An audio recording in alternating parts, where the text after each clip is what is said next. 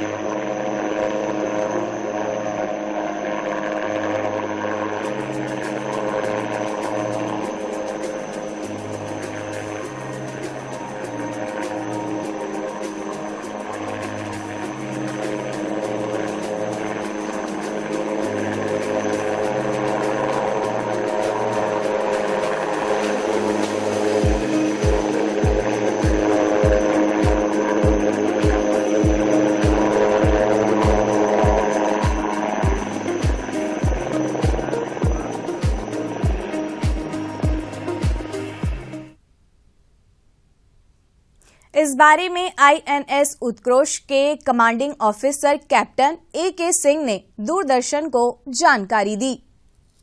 आज हम सभी लोगों ने पोर्ट ब्लेयर एयरफील्ड INS उत्कृष्ट से एयरफील्ड लाइटिंग सिस्टम का डेमोन्स्ट्रेशन विटनेस किया है। आज हमारे 2 जहाज डॉर्नियर एयरक्राफ्ट और ALH एयरक्राफ्ट ने टेक ऑफ और लैंडिंग दिखाया आप सभी को। ये एक बहुत ही अहम और महत्वपूर्ण मौका है पोर्ट ब्लेयर के लिए और उत्कृष्ट के लिए, जबकि हम night landing facility operational declare कर रहे हैं। ILS stand for instrument landing system. एक ये यांत्रिक तरीका है एयरक्राफ्ट को हवाई पट्टी में उतारने के लिए। इंस्ट्रूमेंट लैंडिंग सिस्टम के द्वारा हमें गाइडेंस मिलता है एयरक्राफ्ट को हॉरिजॉन्टल और वर्टिकल गाइडेंस। एंड कभी कभी विजिबिलिटी कंडीशन या बैड वेदर के दौरान या रात के ये इंस्ट्रूमेंट लैंडिंग सिस्टम बहुत ही इंपॉर्टेंट है पायलट्स को एयरक्राफ्ट को गाइडेंस करने के लिए और सेफ लैंडिंग के लिए करने के लिए बहुत उपयोग आता है। इंस्ट्रूमेंट लैंडिंग सिस्टम और एयरफील्ड लैंडिंग सिस्टम दोनों पोर्ट ब्लेयर एयरफील्ड के लिए जितना डिफेंस एयरक्राफ्ट को हेल्प कर सकते हैं उतना सिविल एयरक्राफ्ट को भी हेल्प कर सकते हैं, बल्कि सिविल एयरक्राफ्ट के लिए ज़्यादा महत्वपूर्ण है क्योंकि जो रेगुलेशंस हैं और डीजीसीए के जो रेगुलेशंस हैं वो बहुत ही स्ट्रिंजेंट है सिविल एयरक्राफ्ट के लिए। अभी तक हम सिर्फ डे ऑपरेशंस कर रहे थे as a civil operator. After availability of the ILS and the airfield lighting system, the civil operator can undertake the night operation from this airfield. That's a strategic jump and the fillip it provides to the civil operator and also to the associated tourism which it can bring to the Andaman Nicobar Islands. ये system पूरे world में tested and tried है and ये कोई पहला system नहीं है जो कि अंडमान में लगा हुआ है। ये टेस्टेड एंड ट्राइड सिस्टम है। जितना कि सेफ दिल्ली में है और चेन्नई में है उतना ही सेफ यहाँ पर भी है। इससे पहले हमारे पास सिर्फ एक लोकलाइजर था जो कि एक प्रिसिशन अप्रोच सिस्टम नहीं था। उसकी कुछ कैपेबिलिटीज़ हैं और कुछ लिमिटेशंस हैं। उनको फॉलो करते हुए बहुत सारी फ्लाइट्स यहाँ पर लैंड हम करवा पाते थे, बट इंस्ट्रूमेंट लैंडिंग सिस्टम के आने के बाद हमें ग्लाइड इंडिकेशन भी मिल गया है जिससे कि सेफ्टी और approach consideration for the pilots and the aircraft is much better than what it was earlier. In addition, airfield lighting system के आने के बाद रात को भी सेम तरीके से आप लैंड कर सकेंगे जैसा कि हम दिन में कर पाते थे। कैरी के पशु विज्ञान प्रभाग और पशुपालन एवं पशु चिकित्सा निदेशालय द्वारा विश्व पशु चिकित्सा दिवस के अवसर पर दक्षिण अंडमान की बिडनाबाद पंचायत के तहत रंगाचांग गांव में पशु स्वास्थ्य शिविर का आयोजन किया गया। शिविर में पशुओं का परीक्षण किया गया। इस शिविर से विभिन्न मवेशियों सहित 100 से अधिक पशुओं ने लाभ उठाया। इस अवसर पर कैरी निदेशक डॉक्टर एकनाथ बी चाकुरकर ने वैज्ञानिक प्रबंधन व्यवहारों, समय पर डीवॉर्मिंग देने, फीडिंग और रिप्रोडक्टिव मैनेजमेंट के बारे में जानकारी दी। उन्होंने इस तरह के शिविर आयोजित करने के लिए कैरी के वैज्ञानिकों का आभार जताया।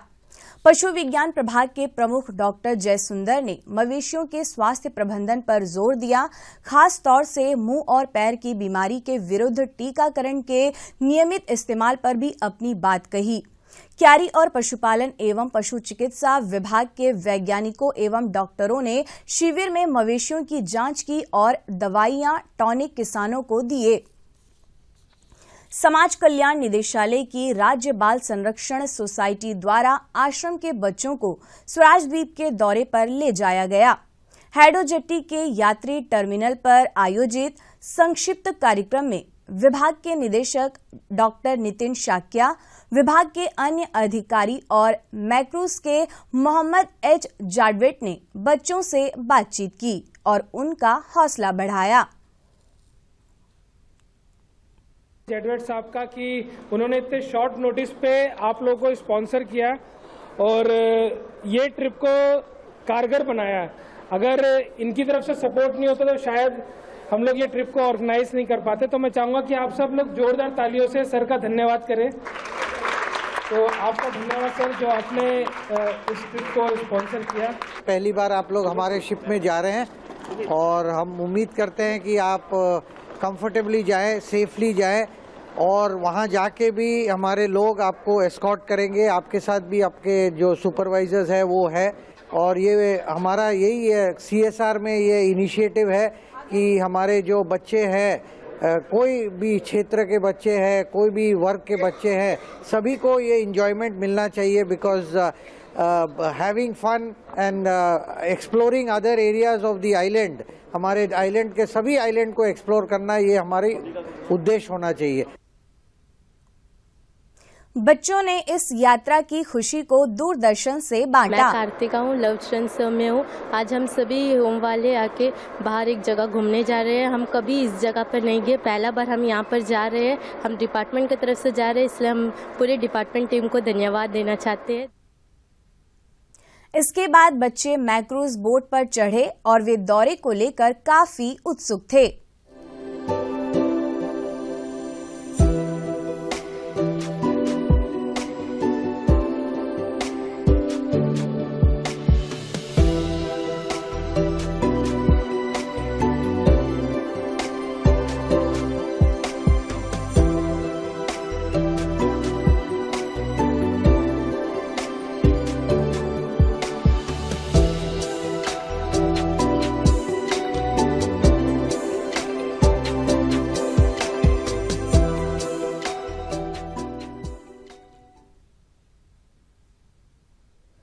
अंडमान निकोबार पुलिस के भारत रिजर्व बटालियन और स्वास्थ्य विभाग द्वारा संयुक्त रूप से पोर्टमोर स्थित IRBN मुख्यालय में स्वास्थ्य शिविर आयोजित किया गया।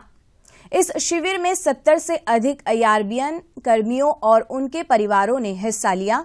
शिविर के दौरान मधुमेह और BP के अलावा हृदय से संबंधित रोगों की जांच की गई। इसके अलावा TB की रोकथाम में टीकाकरण के महत्व पर प्रकाश डाला गया। BCG वैक्सीन अभियान पर भी जोर दिया गया। आयुर्वेद स्वास्थ्य सुविधा शिविर में मरीजों को प्रदान की गई। विश्व तंबाकू निषेध दिवस पर जागरूकता फैलाई गई। तंबाकू के सेवन से होने वाले दुष्प्रभावों पर व्याख्यान प्रस्तुत किया गया। समाज कल्याण निदेशालय की राज्य बाल संरक्षण सोसाइटी द्वारा बच्चों के लिए कार्यक्रम आयोजित किया गया। बच्चों के स्वास्थ्य पर हुए इस कार्यक्रम में समाज कल्याण निदेशक डॉक्टर नितिन शाक्या मुख्य अतिथि थे। कार्यक्रम में निदेशक डॉक्टर नितिन शाक्या सहित चिन्मय मिशन के शुद्धानंद सरस्वती, आयुष की डॉक्टर रेखा, गैर सरकारी संस्था पंख की अध्यक्षा कोमल आनंद ने बच्चों से बातचीत की।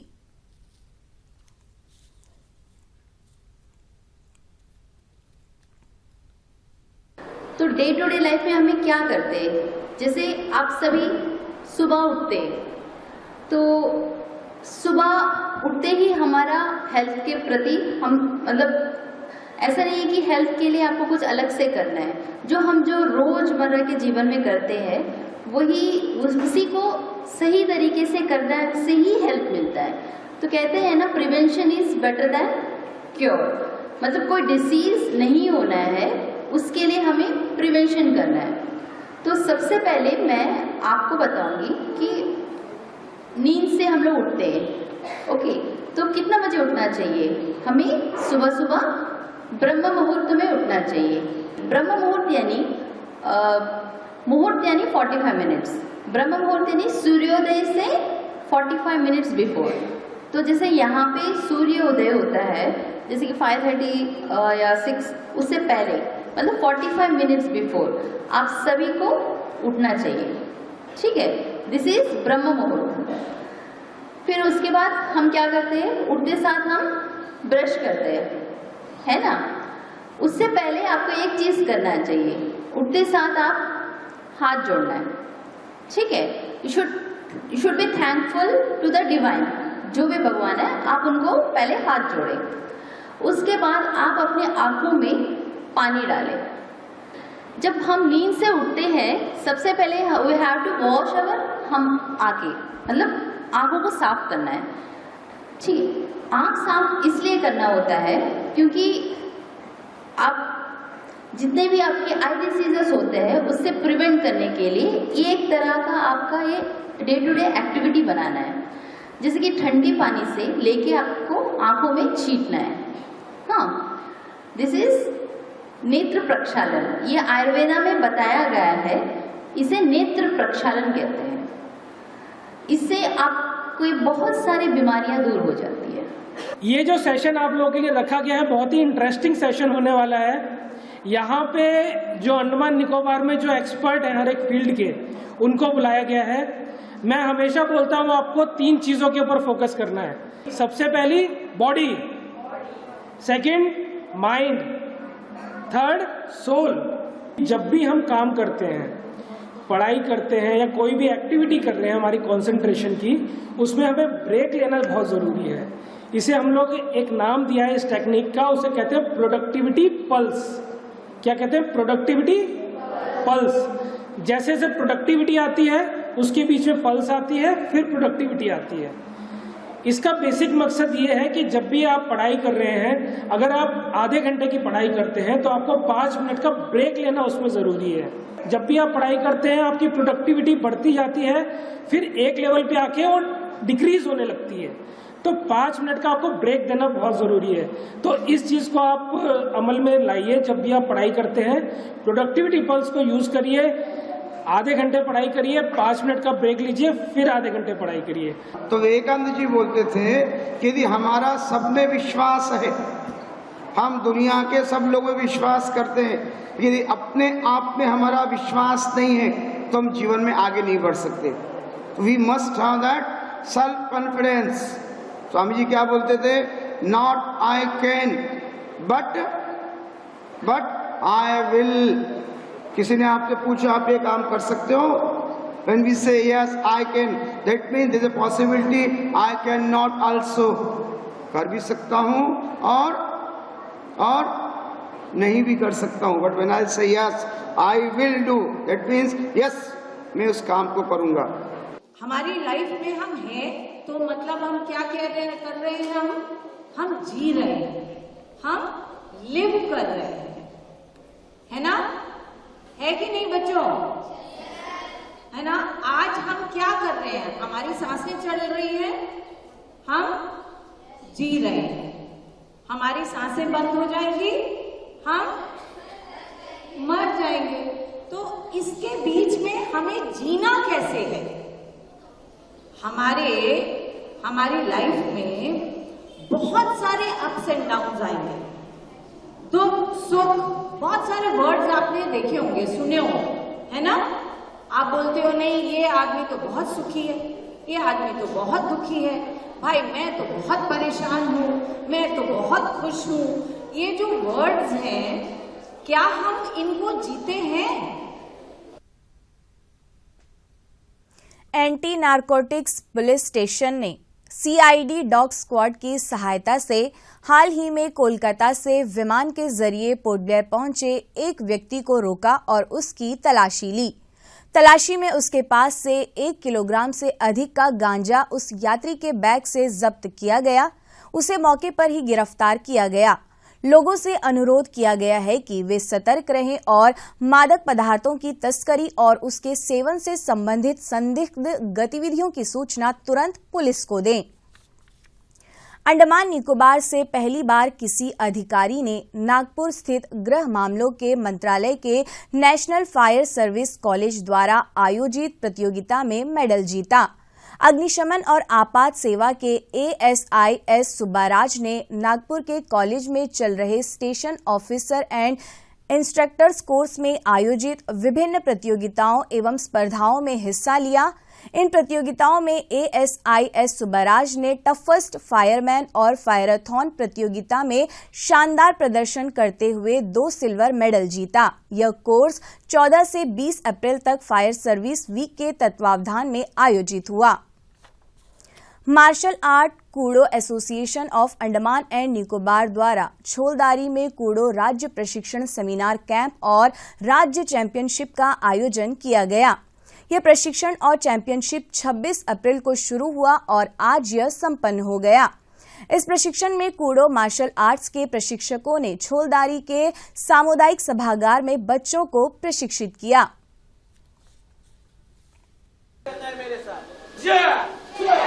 बोलना है, सबको बोलना है, एक नहीं, सब लोग बोलो।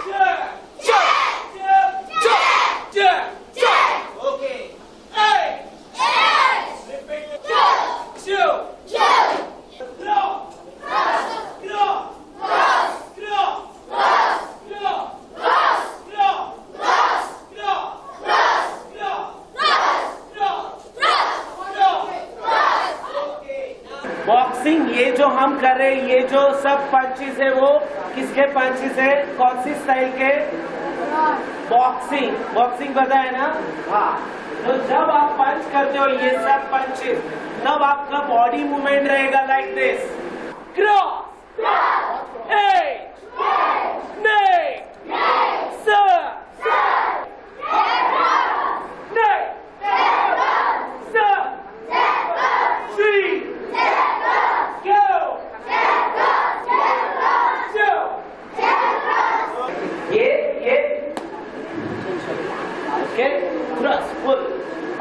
अब देखो ये है किक एंड स्टेपिंग फ्रंट। मेरा पैर आगे गिरा, मैंने रखा नहीं, मेरा पूरा बॉडी वेट आगे गया तो मेरा बैलेंस आ गया।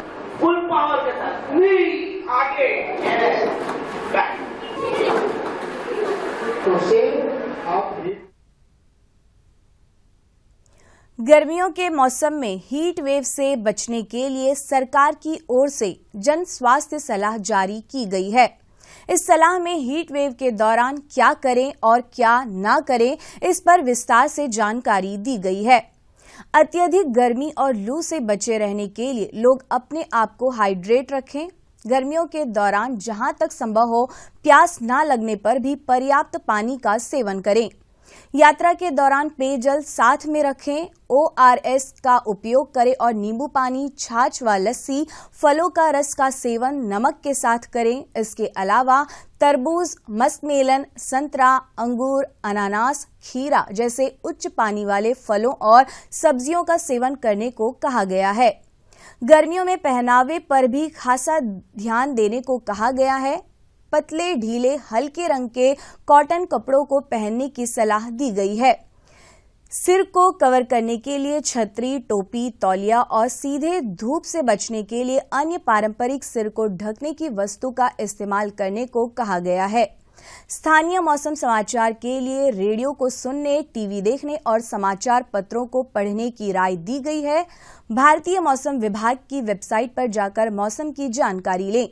जहां तक हो सके छांव वाली जगहों पर रहे। दिन के समय दरवाजों को बंद रखें और कर्टन को डालें ताकि आपके घरों में धूप या गर्मी न हो। रात के समय उन्हें खोलकर रखें ताकि ठंडी हवा भीतर प्रवेश कर सके। सवेरे और शाम के समय में बाहर की गतिविधियां करें। खास तौर से दिन में 12 बजे से 3 बजे के बीच धूप में बाहर जाने से बचें। दोपहर में किसी भी तरह की गतिविधियों से बचें। खाली पैर बाहर ना जाएं। पीक गर्मी के घंटों में खाना पकाने से बचें। खाना पकाने वाले क्षेत्र में दरवाजों और खिड़कियों को खोलकर रखें। इसके अलावा अल्कोहल, चाय, कॉफी और कार्बोनेट सॉफ्ट ड्रिंक्स, अधिक मात्रा में शुगर वाले ड्रिंक्स को अवॉइड करें। उच्च प्रोटीन वाले भोजन से बचें और बासी खाना ना खाएं। अपने बच्चों व पालतू जानवरों को खड़ी वाहनों में ना छोड़ें क्योंकि खड़ी वाहनों के भीतर तापमान खतरनाक हो सकता है। इन सभी उपायों का ध्यान रखने और अपने आप को सुरक्षित रखने का अनुरोध किया गया है। पोर्ट ब्लेयर और मुख्य भूमि के बीच संचालित हो रहे जहाजों के मई और जून माह के यात्रा कार्यक्रम घोषित कर दिए गए हैं। MV स्वराजद्वीप 4 मई को विशाखापत्तनम, 14 मई को चेन्नई और 25 मई को विशाखापत्तनम के लिए प्रस्थान करेगा। इसी प्रकार यह जहाज 5 जून को चेन्नई, 15 को 25 जून को विशाखापत्तनम की यात्रा पर जाएगा। जहाज MV कैमल बे 3 मई को ननकौड़ी और कैमल बे होते हुए चेन्नई और 15 जून को चेन्नई के लिए रवाना होगा। जहाज सिंधु 4 मई और 18 जून को मायाबंदर और डिगलीपुर होते हुए कोलकाता के लिए प्रस्थान करेगा। इन यात्राओं के लिए टिकट विभाग के ई-टिकटिंग पोर्टल और स्टार्स टिकटिंग काउंटर से प्राप्त किए जा सकते हैं। अंतर्द्वीपीय जलयान यात्रा संबंधी सूचना। MV बाराटांग स्वराजद्वीप और लॉन्ग आइलैंड होते हुए रंगत की यात्रा पर कल सवेरे 5:30 बजे पोर्ट ब्लेयर से प्रस्थान करेगा और इसकी वापसी कल ही दिन में 12 बजे उन्हीं रास्तों से होते हुए रंगत से पोर्ट ब्लेयर के लिए होगी।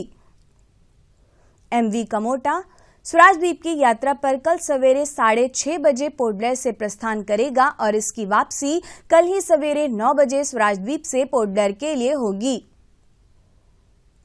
MV छोलदारी शहीद द्वीप की यात्रा पर कल सवेरे 6:30 बजे पोर्ट ब्लेयर से रवाना होगा और इसकी वापसी कल ही सवेरे 8:45 पर शहीद द्वीप से पोर्ट ब्लेयर के लिए होगी।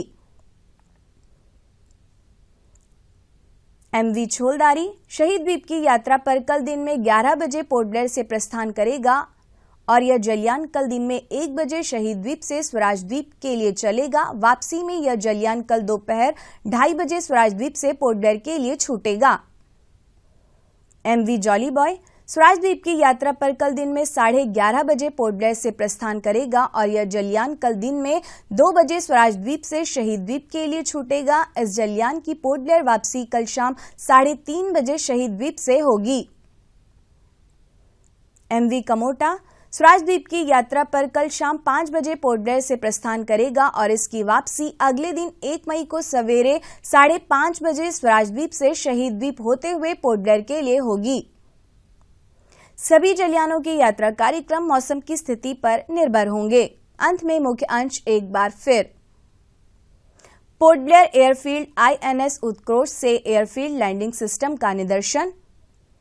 समाज कल्याण निदेशालय द्वारा आश्रम के बच्चों के लिए कार्यक्रमों के आयोजन और मई और जून माह के जहाजों के यात्रा कार्यक्रम घोषित।